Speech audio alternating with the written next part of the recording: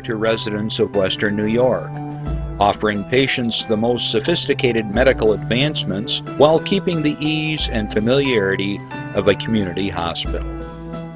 Support for Chautauqua Sunrise has been provided by WRFA 107.9 FM, Jamestown's public radio station, streaming online 24/7 at WRFALP.com. Low power to the people. Funding is provided by a grant from New York State Senator Catherine M. Young, representing Western New York's 57th District with a local office in Olean. Chautauqua Sunrise is made possible by a grant from Fredonia Place, a continuing care retirement community providing dignity in a modern luxury environment. Serving home cooking, Jack's Barcelona Drive-In, 8249 First Street, Westfield. Breakfast, lunch, and dinner by beautiful Lake Erie in a summer cottage atmosphere with local wines and beers available. Meter's Restaurant, a family tradition for over 50 years in downtown Ripley, is a proud supporter of Chautauqua Sunrise. Meter's provides all-day dining, banquet services, and custom catering, specializing in pie.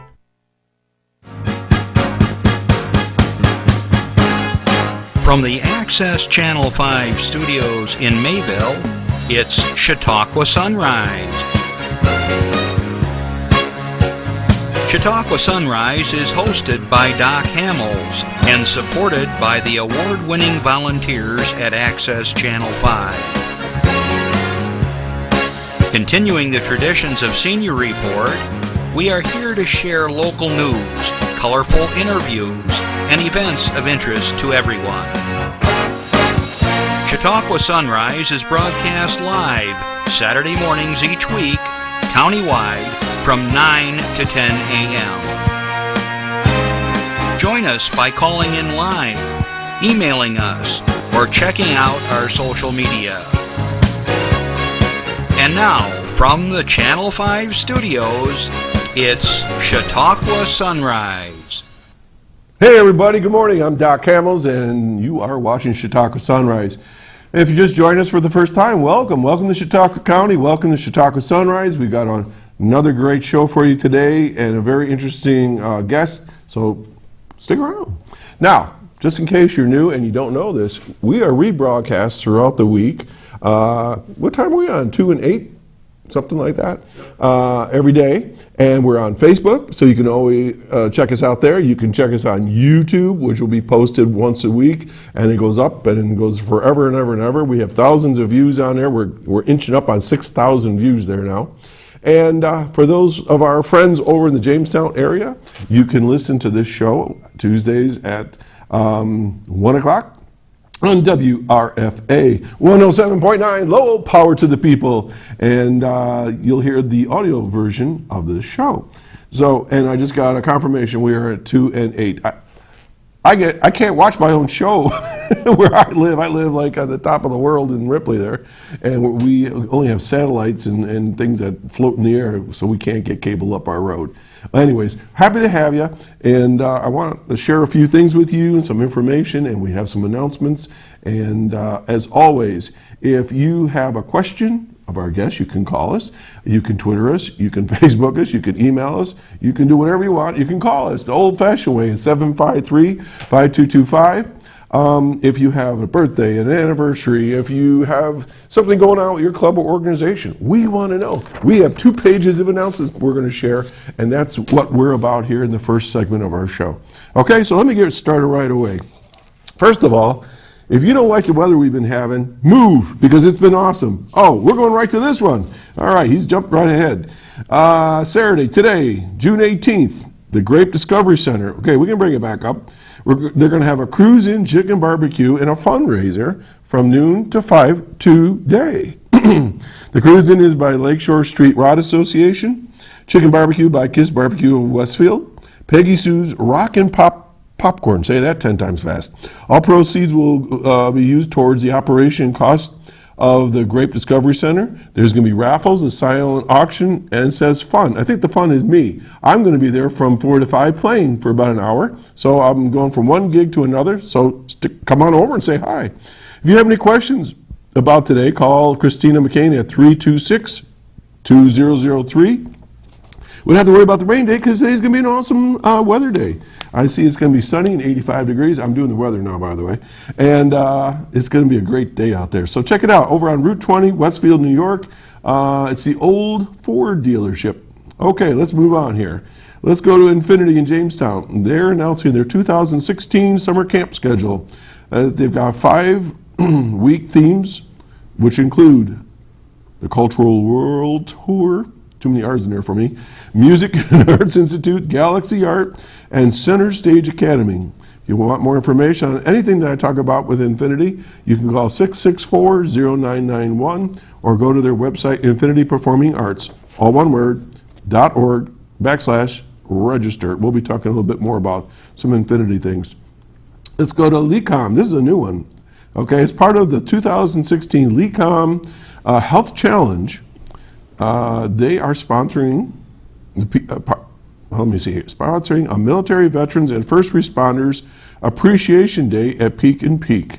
Okay, free admission to this event, which is going to be a PGA golf tournament of sorts for any current military members, veterans, first responders, and spouses. Just show valid ID upon check-in. There will also be a complimentary lunch, 11 a.m. to 2 p.m. at the 18th Fairway tent in the upper course. Free parking and shuttle service to upper course. Just park in front of the main lodge. Okay, now if you're interested, visit LECOMHealthChallenge.com. LECOM, L-E-C-O-M, all one word, healthchallenge.com. So this is a health challenge, which is going to be like a PGA type tour. A golf tournament. How cool for first responders and veterans and so on. All right, let's go to Ripley now. Okay, my buddy Billy Joe sent me this. Ripley Walk Against Breast Cancer. My mom was a breast cancer survivor, so this is near and dear to all of our hearts and our family. Okay, this is Saturday, July 9th. Begins with registration at 7 a.m. Walk starts at 8 a.m. Pre-register by email at ripleyswalk@yahoo.com, or you can call this number 814-323-0864. There's a Chinese auction to follow at the Ripley Bicentennial Celebration, which we'll mention here in a second. Proceeds benefit Circle of Love, Dunkirk Partners for Prevents, Jamestown, and the Regional Cancer Center. Okay, so that's coming up July 9th. All right. Continuing on with the Bicentennial in Ripley. Let's pop that up. This is a real colorful one. All right, this is a lot going on. Ripley is going to be 200 years old, and they're going to be celebrating this on July 9th and 10th at the Fireman's Field in Ripley. Everybody knows where that is, down North State Street. 10 a.m., the Veterans of Valor Memorial Dedication. We've talked about that with all the various medals that our Ripley folks have been awarded over the years. There's a special presentation there. 11 a.m. parade, and yours truly will be narrating the parade. Noon to 10 p.m., there's games, rides, vendors, and foods. For ride bracelets are $2 pre-sale, $3 at the door. You can get the bracelets at the library, town hall, or the community bank. 3 p.m. there's Ripley Youth Wrestling is sponsoring a cornhole tournament, and then at 9:30 p.m. there's a memorial lantern release by the VFW 2769. I guess it's a post. 10 p.m. there's fireworks throughout the day. There's going to be a classic car show, tractor pull, chicken barbecue, music, and a whole lot more. If you have any questions, call 753-0046. And just as an update, the day before at 11 o'clock on July 8th, our very own State Senator Catherine Young will be presenting a number of proclamations, one including the 200th anniversary of Ripley. So stay tuned. Lots of stuff going on in Ripley. Woo! Okay, let's go back to Jamestown and Infinity. They want you to know some other stuff here. If you're interested for signing up for lessons, that's music, art, dance, whatever, they are having a student orientation this coming week. It's Thursday, June 23rd at the Infinity Center. Orientation slots fill quickly. Please contact the Infinity Center for available times. Also, they're hosting the Chautauqua Big Bang Swing at the Infinity Arts Cafe at 7 p.m. the next day on Friday, June 24th. I think they have something going on like every single week over there because I'm announcing all the time. This is a busy place. This evening will feature music of the big band era, excuse me, as well as some contemporary songs interpreted by a 16-piece jazz orchestra. Wowzer, 16 people. It's tough enough to get 2 people together. Thanks to support from the Chautauqua Region Community Foundation, Jazz at Infinity events are free, family-friendly, and open to the public. Audience members of all ages are welcome. And hang on a second.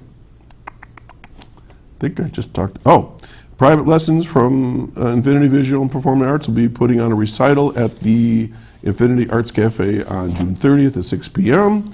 And last but not least, they are going to be talking, I'll be talking, and they're talking about the 13th Annual Local Music Showcase. And we're just going to talk to you a little bit about this. That's going to be in September. I'm looking for the date. I don't have that date, but we'll talk more about that. But the thing is, they want you to know that they're trying to get bands to sign up, and the date, I have that part. Jeff just reminded me, by July 1st, they want you to sign up. So if you're interested, if you're a band or a musician and you want to donate some time for this great event, give them a call at Infinity at, where's that number again? I had it, 664-0991. And it's a great event. I've performed in there like 5 years now, so it's a great time and lots of fun music. All right, before we go to a public service announcement, I got a few other things I want to talk to you about. Father's Day is tomorrow. I'm not sure about this, but I think if we were to measure the amount of public relations and advertising on Mother's Day versus Father's Day, I think Mother's Day wins. I think so. Father's Day is a great day because we get to sleep in an extra 10 minutes. I'm not sure why that is, but it's a fun day. And I was thinking about this on the way over here, and I thought, how many people have different names for their dads? And I thought, well, I call my dad Dad, always have, but my brother calls him Pops. Or I don't know where that came from. My kids call me Papo. I don't know why, but in German that means the soft behind of a baby. So I'm a soft behind of a baby. And some people call him Daddy, Daddy-O, and all other kinds of nicknames. But tomorrow's Father's Day. Remember your dad, your grandfather, or anyone that you call dad or consider somebody significant in your life. Even if it's just give a call, stop by, say hi, give him thanks. I'm always apologizing to my dad. You ever do that one? I'll say, Dad, I'm sorry. Go, for what? I go, it doesn't matter. And he looks at me, because I just had something go crazy with one of my kids, and it was karma. It came back on me. I had done something crazy. Okay, and just as a way of information, one of our underwriters has been Jack's Barcelona Drive-In, and my partner Will Russell and I will be playing out there this coming Wednesday and the following Wednesday, weather permitting, from 6:30 to 8:30. So I like to support our local vendors, and especially because they're an underwriter, and so come on out. All right, that's it. We're going to take it as a public service announcement, and then we're going to get right to the main show. So stay tuned. We'll be right back. You're going to need me. You're going to need us. All of us. You're going to need our help with your water, your air, your food. You're going to need our determination, our compassion. You're going to need the next generation of leaders to face the challenges the future will bring. And we promise we'll be there when you need us.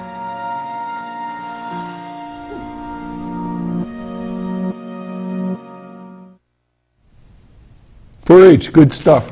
I grew up in the city of Buffalo, and we didn't have 4-H. We had Boy Scouts and things like that. And over the years, I've learned more and more about 4-H. Great organization, good mission, good morals and values and things like that. So, you know, a kid that's got time on their hands, they might want to check out 4-H. It's real busy in this county. Okay. In the past, I have had other folks of the similar background who were writers, novelists, authors, and so forth. And today I have another novelist. Michelle Flick is with us today, and good morning. Good morning. Thanks for having me. You are very welcome. Thanks for getting up early. I know you're a busy woman with your family and so on. And Michelle, I've known you for a number of years now, but always sort of like at a distance. So today I get to know you a little better, hopefully. Okay. When I was school superintendent, we had a long-term English teacher who taught her quite a long time. I retired just before she retired, and when she retired, you took her job. I showed up. And you showed up. So we sort of like were two ships passing in the night, but I got to know you when I came back to Ripley a couple times to substitute for people that were out, and we got to know each other a little bit. Where are you from? Give us a little background of you. I'm originally from Attica, New York, so it's between Buffalo and Rochester. Okay. If you see the Batavia exit on the 90, you get off there and you'll head into Attica. And I graduated from there and ended up at SUNY Fredonia. Okay. And did English education. I'm an English teacher at Chautauqua Lake. Now, obviously, I started at Ripley. And fell in love with the area, and so when it was time for me to graduate and go on to my master's, I decided to stay at SUNY Fredonia because I was similar to where I was from, and I started to establish myself there, and then I was fortunate enough to get my job at Ripley the first year I was out of college, and that started always my helps life. when It does. you have college loans. It was a job, and I took it, and I maybe wasn't sure if I was going to stay. I didn't know anything about that specific area, and fell in love with the community. I met my husband. I have some great friends there, and really made my second home. I always refer to Attica as my home where I grew up, and then now Ripley has become my new home. So, I have roots. And your husband both places. is? Brad Rowe. He All-American wrestler? All-American wrestler, state champ. He teaches at Ripley still, which is where I met him in the halls my first week. Just kind of pass, hey, our friends. You're an All-American wrestler. I think you're pretty cool. I like you. So he and I have been together since I started teaching, and so it kind of really just established me. Ripley did. So. And you have a family now. I do. My daughter Emma is going to be 3 on Tuesday, and my son Finn is going to be 1 on Wednesday. So happy birthday, kids! Mommy loves you. I don't usually say this, but I've seen pictures of your children on Facebook because you have a mother-in-law that's kind of like... She likes photography. She does that thing. You got beautiful children. I think I do. They've got eyes that would like just go right through you. They're crystal blue, if I remember right. Beautiful blue. And where does that come from? Not from Brad or I. My brother has beautiful blue eyes, and then my sister-in-law and my nephew have beautiful blue eyes. So it's in the family, they just not from Brad and I. Okay, just skipped around a little bit. Well, anyways, congratulations, beautiful children. Thank you. Why did you come from Attica to Fredonia? There's a lot of schools for English. There are. My mom and I, we toured around, and I went and saw campuses, and I was set on Brockport, and I went there and I liked it, and then I went to Fredonia was on the list, and I'm like, Mom, I think I'm going to go to Brockport. That's where I want to go, and I traveled down to Fredonia with my mom, and the campus was just wide open spaces, and I'm a small town girl, and it fit better for me. I knew when I walked in that I liked the dorms. We met with English professors, and I connected with them, and we left. Mom goes, "You're going to Fredonia, aren't you?" I'm like, "Yeah, I'm going to Fredonia." So it fit real well for me. I did one of my degrees at Fredonia, and I loved it there. I did my administration degree. Did you? Certificate of Advanced Study, yeah. I was in Thompson Hall most of the time. Yep. But, yeah. And, it's funny how a college, if it's going to fit or not. You just click. I went to Buff State. I loved it there. But that was a city thing. But anyways. All right, so you now live in Ripley, correct? So you got your home there and your kids, and you're teaching at Chautauqua Lake, you said. So So you are here, and it says Novelist. So Yes. what's that all about? It started when I was at Ripley, and a friend of mine and I were talking, and she had a story idea, and I go, actually, I have an idea for a story. She's like, we should write books. And I was like, great idea. It was my reaction. Great idea. And then so we started, and about 3 days later, because we set goals, and 3 days later she calls me up, she goes, it's really hard. And I'm like, yeah, it is. So, it was, And you're an English teacher. but writing. But you hadn't written up to that No, point? not to that extent. Like, I had written a few poems in classes and some short stories when I was at SUNY Fredonia, but never something to this extent. And, our whole process, we thought it was going to be easy, and it wasn't. So the whole process changed, but I'm super goal-oriented, and I set that goal. So I was going to do it. And it took a lot longer, and it took a lot more work, and there was just so much more that went into it than just putting words on a piece of paper. So I was very naive in that sense, but then it became a goal, and I had the story in my head, and I was going to put it on paper, and that's kind of how it started, and then it became my mission. So don't tell me what it is yet. The Okay. story is, but did you get to the end? I did. Okay. So what was so hard about it? I mean, people say, what's so hard? Just write down what you want to write. Writing down, and that's, I think sometimes people think writing would be easy.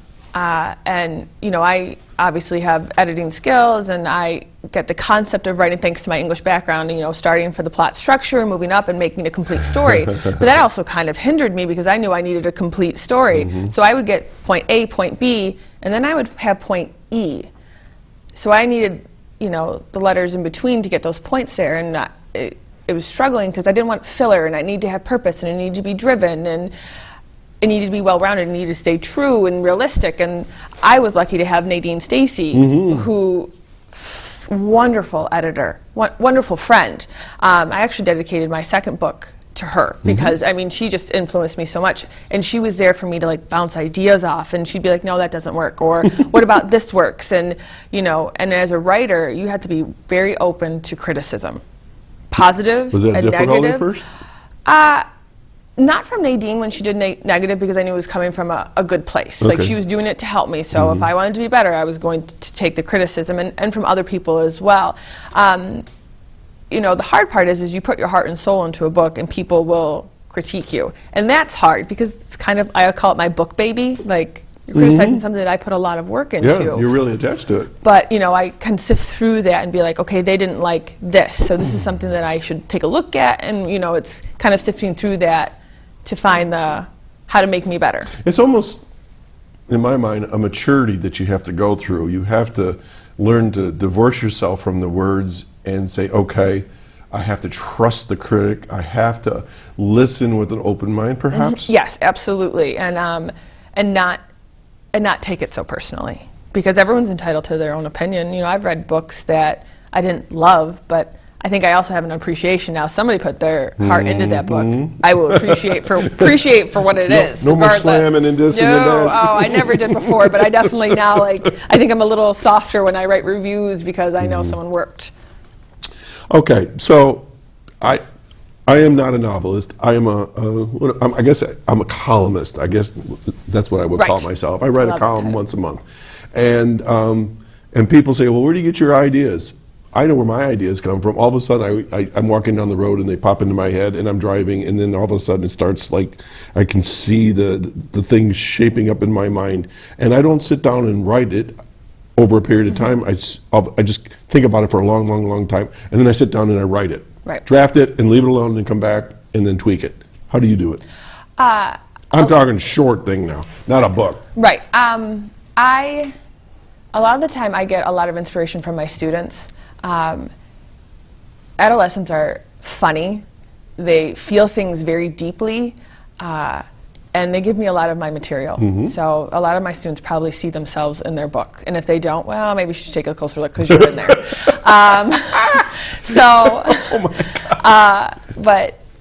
So I'll get an idea.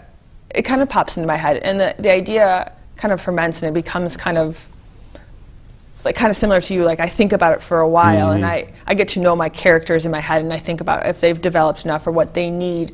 And then I have two friends, two that I've never actually met. One, my friend Kay is from Australia. I've known her for 8-9 years, and I've never met her, and I talk to her every day about writing. She moved here recently to the States, so I'm hoping to meet her, but I'll throw an idea at her. What do you think? And she'll... All right, back up a little bit. Kay from Australia you've never met, and you talk every day. Every day. We met through writing. Okay, and, so how'd you do that? I had a blog, and she okay. and I would touch base, and she had started writing, and she was 19 at the time and had some questions, and I had no idea what I was doing, so we kind of went through the journey together. So she's someone that I trust because she's invested in me, and I'm invested in her. And my friend Erica as well. We kind of throw ideas around. You met her? Nope. Where's she from? She just moved to Joplin. Joplin, Missouri? Texas? Missouri. Missouri? She's going to yell at me because I don't know where she lives. And she's going to watch this, and she's going to say, oh, thanks a lot. Okay. I'm going to know by the end of the day. I'm going to know. So. They'll probably check for me. They'll tell me. They'll find out where Joplin is, guys. Right. Sorry.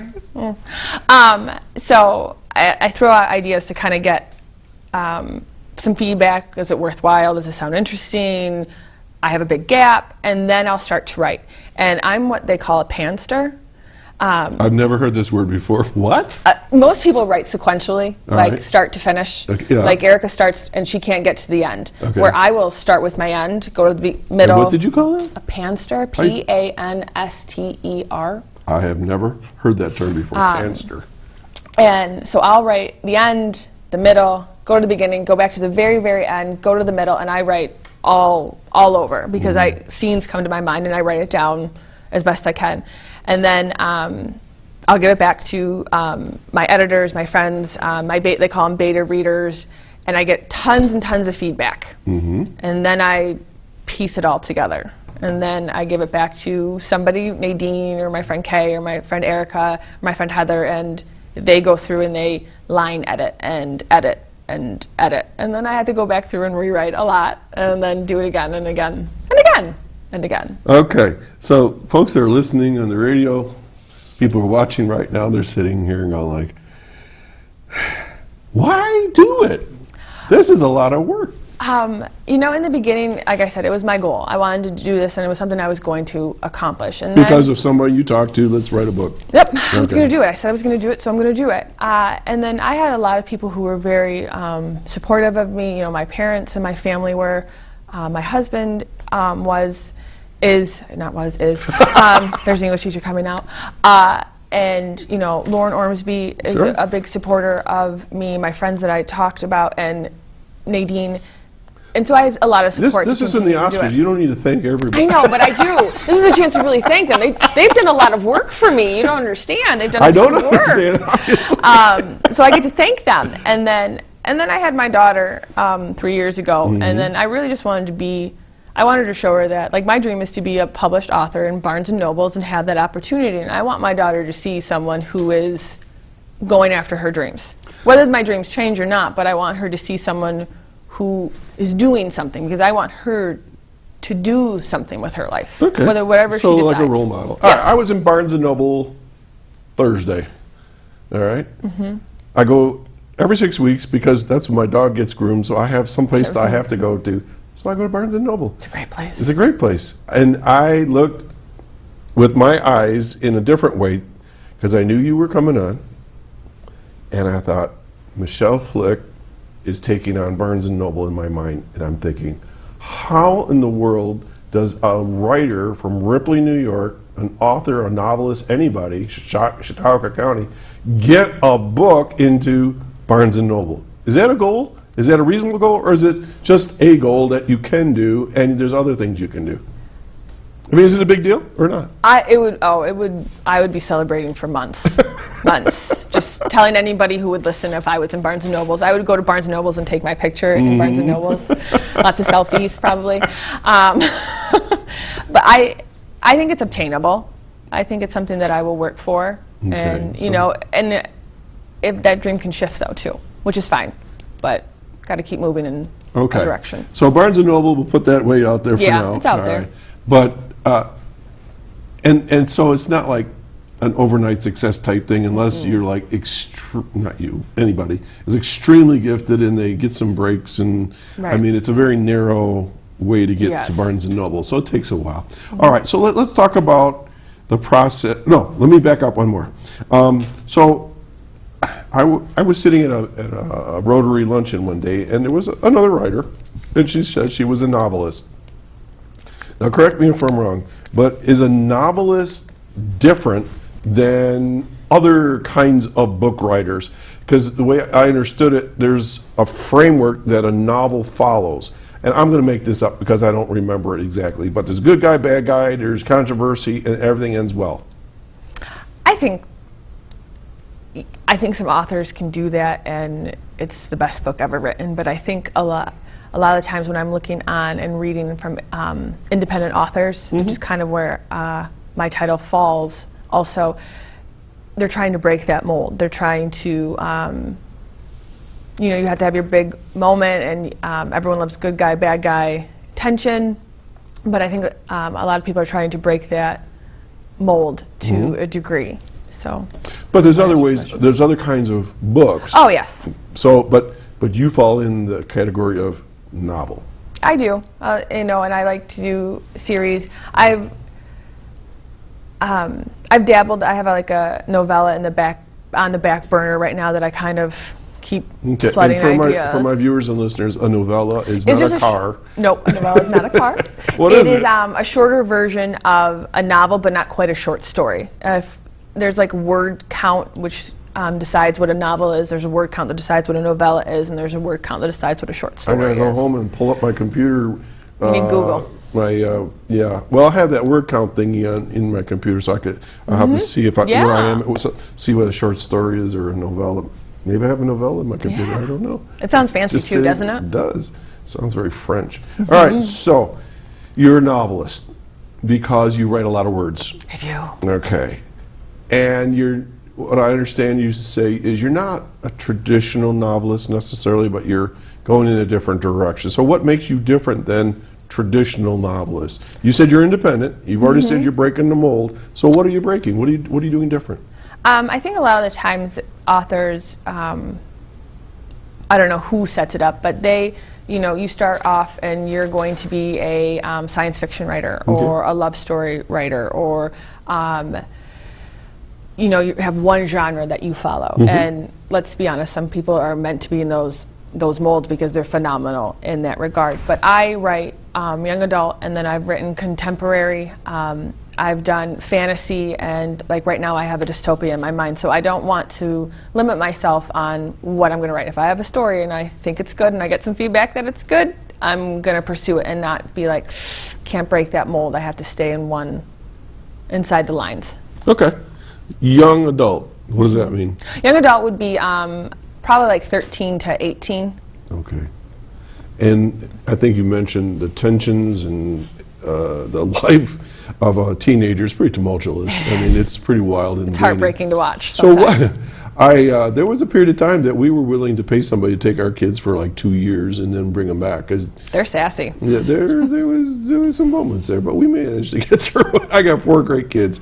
But I think all parents, when they have their teens, there's right? Oh, he's still trying to get rid of them.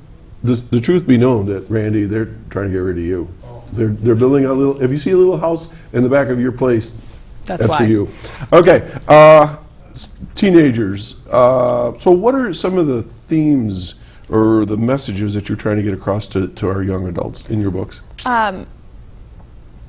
Both of my young adult literature is a sense of like finding a friendship to guide you through the coming of age, the traditional theme of coming of age, but a lot of the times novels have like a romance for young adult, and while both my books in my young adult category have a romance, it's more based on the relationships they have with their family to get them through, which I think is super important, because at the end of the day, your family is going to be there. Your relationship might last and it might be wonderful, which isn't to say it's not going to happen, but most high school relationships don't last. Your family does. So I try to I didn't realize it, but I feel like when I wrote my second book, I realized that the themes were connected in that way. Like I tend to do that theme. Question for you. People will often say to me, man, I'm getting old. I would love to go back to a certain point in my life. And I go, there's no point in my life that I'd rather go back to because I'm enjoying life so much. Would you go back to your teen years? No. Me either. No. Never. I found teen years really very, very difficult. It was hard. I mean, friendships and romance and trying to figure all that stuff.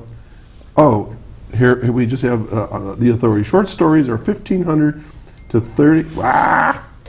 Slow down. 1,500 to 30,000 words, and a novella is 30,000 to 50,000 words. So it's a lot of. And 55,000 to 300,000 words are novels. Yes. So you've written a lot of words. All right. Yes. Wow. I don't think I'm up to novel. All right. So books for young adults are important. Mm-hmm. So how do you get your books into the hands of people that are going through some crazy times? I have a Facebook page, and I do a lot of talking through that. I have a Twitter page that I contact through, and Amazon is where you can find and buy my books. You just type in my name, and then a list of my books will pop up.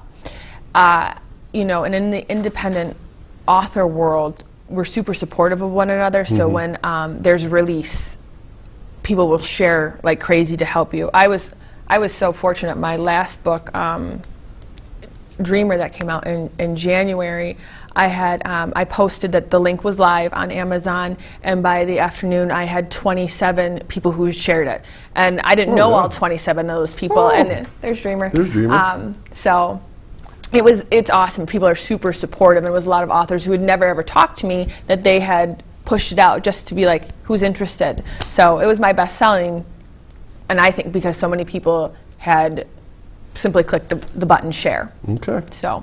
All right, and you're smart that you're using social media, you know, because I don't think a new writer, novelist can afford the public relations that goes into big productions and things like that. No. So when you're an independent writer and you're with Amazon, let me see if I get this right.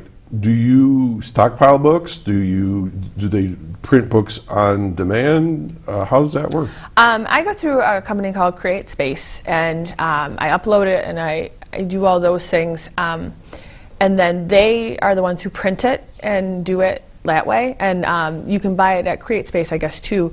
But they send it to Amazon. So when you buy my hardcover book of Dreamer, they will print it and they will send it. So nobody stockpiles it anymore? No. Okay. I might have a few extra copies at hand just for giveaways and things. All right. Now, you have young adult novels, and they're called what? I have two series. One is called The Owens Legacy, and the Dream Walker series is the other one. Series. So you plan to do more books on these Yep. lines? All right. Do we have those covers? I don't know if we have those or not. All right. Well, you can pop one up. This one. All right, Randy, can we get a shot of that one? This is the Owens Legacy. Yeah. All right. We're going to take a close-up on this one. Oh, okay. Can you pop that one up then? Okay. Okay, he said he's got the cover on that. All right. Well, we're talking. So, I'm gonna come from a boy voice here. Are these girly books? I would say the Owens Legacy was probably more girlier. Okay.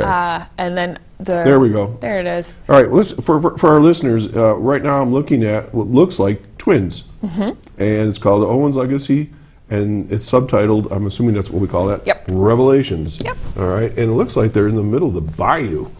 That's what it looks like to me, anyways. They are one girl actually. She's a former student of mine who.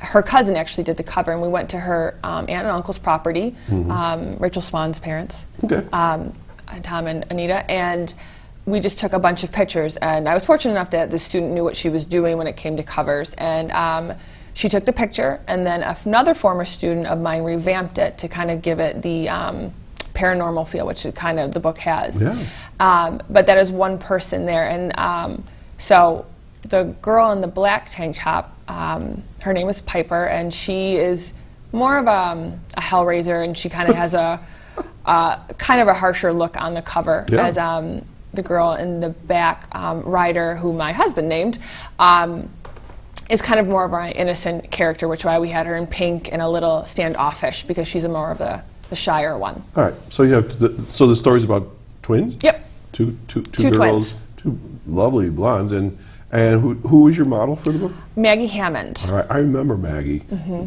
delightful young lady. Okay. All right, so that's the Owens legacy. Yep. And so this is the girly book. This is my girly girl book, and this is going to be a series down the road? Yep, it has a sequel called Redemption, and it's about two twins who kind of start off rough, and they go, my main character, Piper, gets them bounced out of every preparatory school that she can possibly get her hands on. And Ryder always goes with her because they know, like, in the end, it's just me and you. And we get to a new school, and they start to make a life there, and then they come into, they have this ability, they talk to each other. They're telepathic twins. Ooh. So that's my paranormal twist, because I'm a paranormal junkie. I love all of those movies, werewolves, vampires, telepath. Love it. You're going to have to tune in October. I have some paranormal investigators coming in. Oh, I will. Ooh, I gave away a little secret. All right, I have a question here. It just popped up. It says, let's see if I can hold on to it before it disappears. There it goes again. How do you get young people interested in books, like ebooks, in the electronic world? In other words, how do you even get them to look at your Facebook or your Twitter? I mean, how's that work? The social media world, Facebook world, is awesome. I think I have quite a few followers that are young adults. And then I also have I'm fortunate enough that my students, they're very, like, when they find out that I'm a writer, they're very interested in it. They want to know how I do it, and they'll pick it up too. And, you know, I'm someone, I believe in reading, like the act of reading. So one of my classes will spend time just sitting down reading, and they'll bring in their Kindles and their e-readers, and I promote that as best as I can. And, you know, I had that conversation with my kids about what a good book is, a good fit book for them. So, you know, I have a bunch of different readers, and every now and then I connect with a reader who might like my genre. And even then, if I don't, I try and feed a kid a book, because if they read one book and like it, they're going to read another book, and then they'll read another book, and so on and so down, if they can really capture them. And the follow-up question to that was, as far as hardcover, how do you connect a young person to a hardcover book?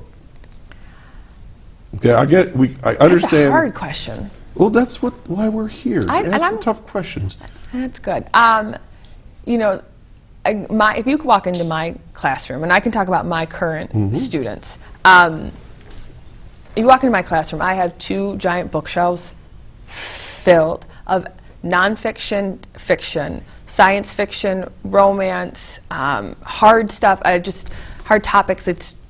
I want them to see it. Do you know what I mean? So I like to model. I'm a reader, and when they ask me, I've read probably 80% of the books on my shelf, and if I haven't read it, it's on my to-do list for the summer. Sure. So I think being a role model in that sense, and if you go on my either one of my social feeds, you'll see me with the hardback book promoting it, and we'll do giveaways. So I think that's something that independent authors do really well too, is we'll give away the books. And I'm not going to give you a Kindle book, I'm going to give you a hard book. So whether you're an e-reader or not, you're now getting a hard one. So if you want to read it, why are you going to buy it if it's right there in front of you? So they have to open it. Word of mouth, that sort of thing. Okay. All right, let's move on. So we talked about young adult books, and I think that's great. That's just a great time for kids to take something quietly and go read it and go, wow, that's me, or I can relate to that, and hopefully there's a good message in there for them. You talked about contemporary. I do not understand what that means is other than that something's current right now. So tell me about what your contemporary novel is. I have, it's a series in the works. It's called, it started off with That Summer. And it's a contemporary romance, really. So it's current day. Okay. Here it is. There It's one it of is. my favorite covers. We're looking at a pickup truck with looks like two adults, maybe, young adults, a male and a female, looking out to maybe Lake Chautauqua or Lake Erie. I can't tell, maybe just water. Yeah. So it's like kind of, it gives you a feeling of romance, and it's called That Summer. All right, so what's the deal? What happens is, in this novel, it's the characters' name are Remy and Jack, and they met when they were 19 and 21, and they had a great summer romance. And then for whatever reasons, she leaves, and they never connect back. It was time before Facebook and cell phones, apparently. And she inherits her grandma and grandpa's house, so she comes back, and Jack has moved on. He's got a new girlfriend. Obviously, it's been like 8 years, so they've gone their separate ways. They've had completely separate lives, and the moment they see each other, the tension and the romance and the memories from that summer really come back in full force. And the story is told present day, and then the flashbacks are thrown into it at key moments when something happens and it sparks their memory. So you get to see that part from Jack and Remy, and that was the first time I ever wrote in a boy's perspective. Okay. I had to ask my husband quite a bit, would a guy think this? Would a guy say this? Heck no. And he's like, no. No. Well, what would he say? Nothing. He would say nothing at that point, Michelle. Oh, okay. But he had to say something right here. So. Okay, let's take a break. We have a phone call. Ready? Okay. Okay, good morning, caller. Well, good morning, Michelle. Good morning, Doc. Good morning. It's so great to see a published author and somebody that is a high school English teacher up here in Mayville. Yes. I Thank try you. to bring the best here. I like that. I like that. So what's up, Lynn?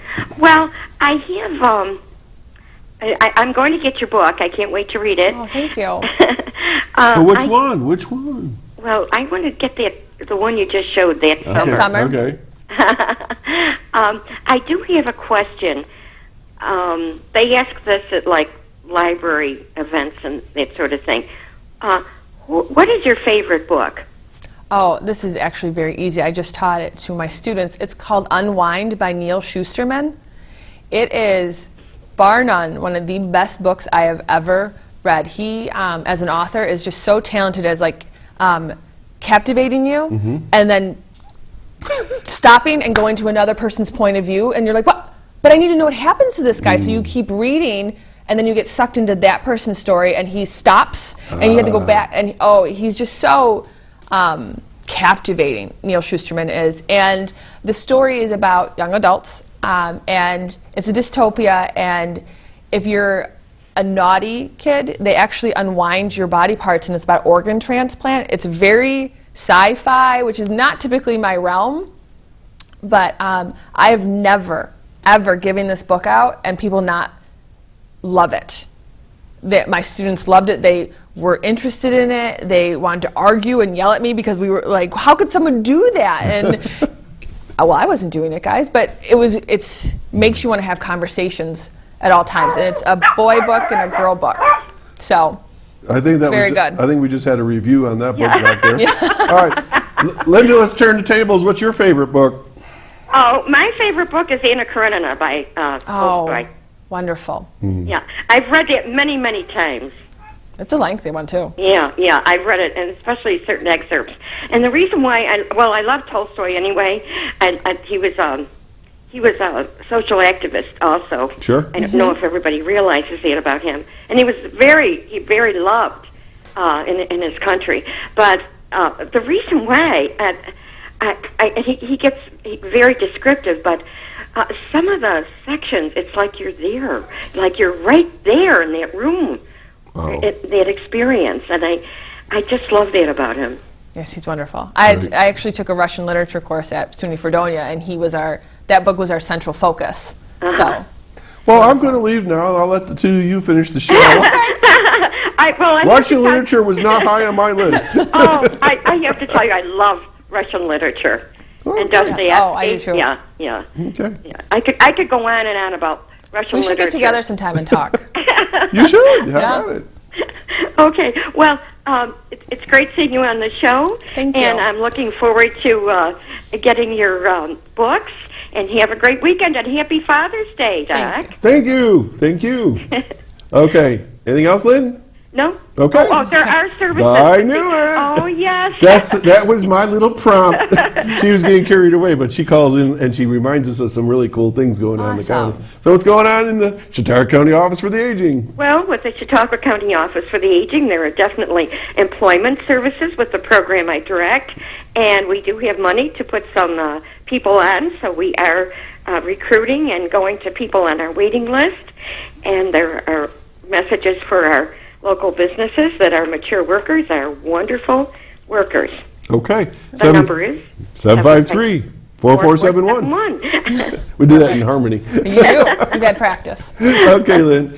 Thanks for calling in and sharing your favorite stories and books. Thank you. All right, we'll talk to you soon. Bye-bye. Bye-bye. You didn't ask me what my favorite books were. What's your favorite book? I don't have a favorite book. I have a favorite series. Oh, what's your favorite series? I have read Harry Potter I three knew it was times. going to be Harry Potter. 3 times, and I would start it right this minute, it's a great- but my granddaughter has my books. That's a good thing, though. I got to tell you something. This is so cool. Kyla, who's now 11, last summer, I somehow said, hey, would you like to see a Harry Potter movie? And we put on the first one, and she It's a great says, movie. oh my God, I love this. So she got the first book at school, I think it was, and she's on book 4 now. So what we do is we watch the movie first, because she wants to get the idea. She Oh. reads the book. She does it backwards. I would do it the other way. I would do it the other way. And she says, "Oh, the book's so much better." I go, "Yeah," but we've got this kind of bond now between us, You and share the so love. we share the love, and it's so fun. And so she's on the Goblet of Fire right now, and so I'm waiting for her to get to the next one. So this summer she's reading these books. She says there's 704 pages. I go, "Yeah, they get bigger as they get longer." Do you know you can send her a Hogwarts acceptance letter? You'll have to tell me how to do that. we'll arrange okay, it. very cool. Okay, so let's get on to, we talked about contemporary young adult, so this is interesting for me. I gave you the entree into fantasy. But before we do that, folks, you're still watching Chautauqua Sunrise. I'm still Doc Hamels, and my guest today is Michelle Flick, who's a novelist from Ripley, New York, and she's an English teacher and so on. And we're talking about her books, and right now she's going to tell me about her fantasy books. Yeah. My fantasy books is about a girl who can walk through dreams, and her name is Kate. And in the very beginning, we discover that her and her sister have moved to this new town. They need a fresh start.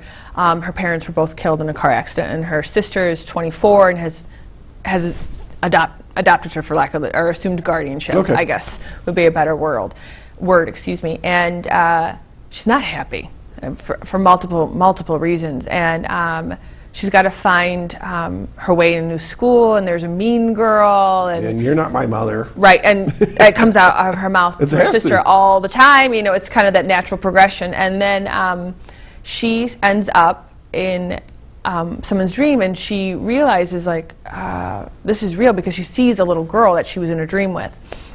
And she kind of feels like she's a little crazy, like, I must be losing my mind. This isn't real. And then her sister's like, no, we are, kind of situation. Her sister's very blunt and forward. She's kind of me, actually, the sister. And then what happens is she realizes, I'm getting ahead of myself,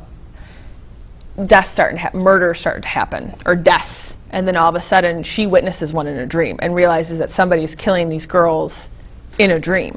And how do you prove that? Like, how do you go to the police officers and say, I was in someone's dream and I saw them die? You can't. So she's got this whole element of, she knows people are in trouble, but if you say you can walk through dreams, people are going to think you're crazy. So she's got that issue to deal with. What's the title of this book? This is called Walker. I don't know if we have that one. I think we have that one. Do we have that one? Nope, Oh, you have to hold that one up. Okay, Walker. Walker is this one, and Everybody says it's upside down, but it's not. I think it's upside down right now. It is upside down. Did they get that on film? I hope not. Not yet. So I flipped it. So Walker is a Okay, girl. Let's see if we can zoom in on that. Did we So, do that? Am no, I right? Yeah, you stay. Yep. Yeah, you stay put. They do the work. Okay, good. So we got a picture of a book, with says Walker in big letters, and a girl upside down with her hair. Right. She's kind of flailing dreaming. Yeah, she's like, in the dreamscape. And so she has to figure out how to fix all of this. And it was, it's my current best seller when it comes down to my sales and what people want to talk to me about. And Dreamer, which we showed earlier, is a sequel to this because I never had an intention of writing a sequel to this. The story was done. And then I had such an outreach from people that I had never met and saying, are you going to do another one? We want to know what happens to Kate. Like, what happens to her? You left them hanging. I did, and I didn't intend to, which was great. And so that's where Dreamer took about 2 years to develop because before I even started writing it, because I had to make it good. Did we show Dreamer? We did earlier. All right, okay. In the Oh, that's right. You got ahead of me. You jumped right into that one. Okay, I did. all right. Sorry. No, it's okay. It's your it's your story. All right. So you've got young adult, fantasy, contemporary. What's your favorite to write? Oh, that's hard.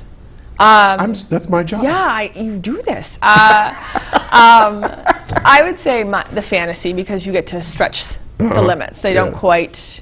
You get to kind of bend. You don't have to stick to reality quite as much. It gives you a lot more freedom because you don't have to check facts. It doesn't have to be necessarily geographically correct. It could be anywhere in the world kind of a thing. And when I get to write about dreams, I can make them absolutely ridiculous or super serious or super dark, and I can make them crazy as I want to because it's a dream, and dreams are not all right, I'm going reality. to ask you a question, and I don't want details to the answer if it's all right with you.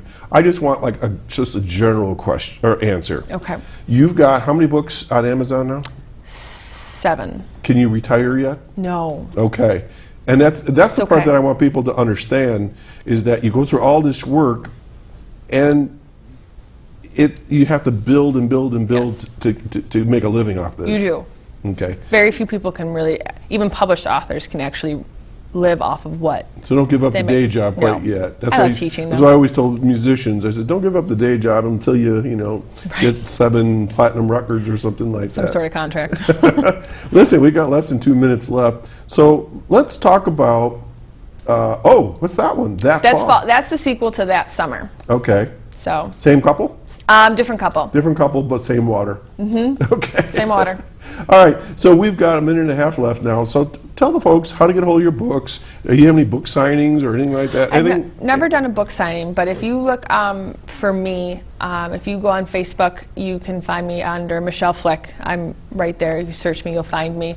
It'll say author page. My handle for Twitter is MFLICK729, and that's how you can get a hold of me. Okay. I'm pretty active on it, so I respond quickly. And if they wanted to buy your books? Amazon is where you'll find it, and today when I go home, I'll post the links on my Facebook page if anyone is interested to make it easier. And this show will be put on YouTube, so if they ever want to reference your information, they can do that, and they can to watch the show and so forth. 50 seconds left. Advice to someone that's watching or listening right now if they are thinking about being a writer, a novelist. You got to write. You have to put it on paper first. You can't go anywhere without putting it on paper first, or computer. Okay. Thick skin. Thick skin. Okay. Find supportive people. But don't be shy about it. Go for it, right? Absolutely. Okay. It can happen. What's the best thing about being a novelist? I think it's actually turned out to meet people. I've met some really great, interesting, and diverse people that I never would have met if You got you on TV. I got to be on TV. Who knew? Who knew? Okay. My guest today has been Michelle Flick. She's a novelist, an English teacher at Chautauqua Lake School, and you've been a great guest. I've enjoyed having you on here. So thanks for coming on. Thank you for having me. Thank you, Happy everybody. Father's Day, everybody. Happy Father's Day, Dad. And we'll see you all again right here, 9 o'clock next Saturday morning on Chautauqua Sunrise. I'm Doc Hamels. Use the sunscreen, as I always tell you, because it's serious out there with that sun. Take care. We'll see you next time. Bye now. Do okay?